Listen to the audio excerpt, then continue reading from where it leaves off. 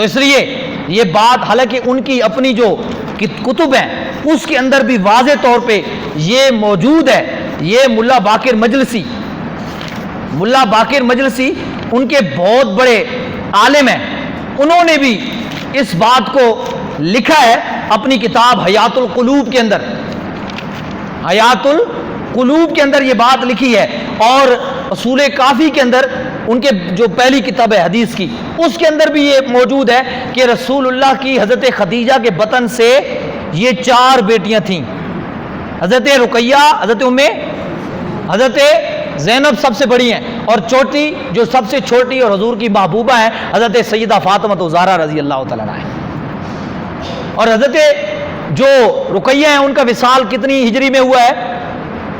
بولیے 2 ہجری میں. کتنی ہجری میں ہوا ہے؟ حضرت زینب کا وصال 3 روایتیں ہیں, 7, 8, 9. بعض محققین کہتے ہیں کہ 7 ہجری میں, بعض کہتے ہیں 8 ہجری میں, بعض کہتے ہیں.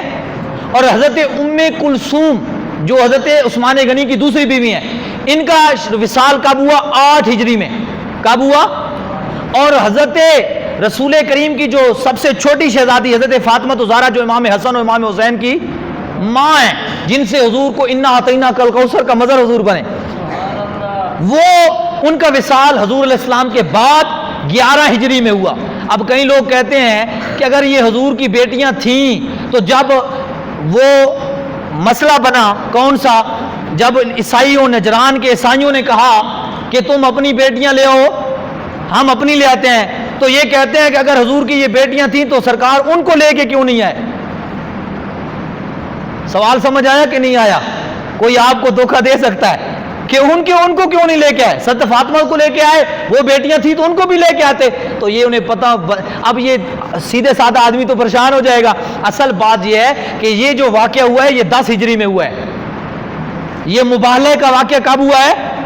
اور اتنے تک آپ کی یہ تینوں بیٹیاں کیا کر چکی تھیں؟ اب وصال کی ہوئی بیٹیوں کو حضور کیسے لے کے آتے؟ حضرت فاطمہ زہرا تو اس وقت موجود تھی, باقی آپ کی تینوں وصال فرما چکی تھی. اب سادہ آدمی جو بیچارہ ہوتا ہے وہ یہ سمجھ لیتا ہے کہ یہ معاملہ کیسے ہو گیا. تو اس لیے یہ بات, تاکہ کوئی آپ کو دھوکہ نہ دے سکے, یہ 10 ہجری کا واقعہ ہے. تو اس وقت وہ ایک ہی بیٹی تھی تو سرکار انہی کو لے کے آئے, اور ان کی اولاد تھی امام حسن حسین, ان کو لے کے آئے.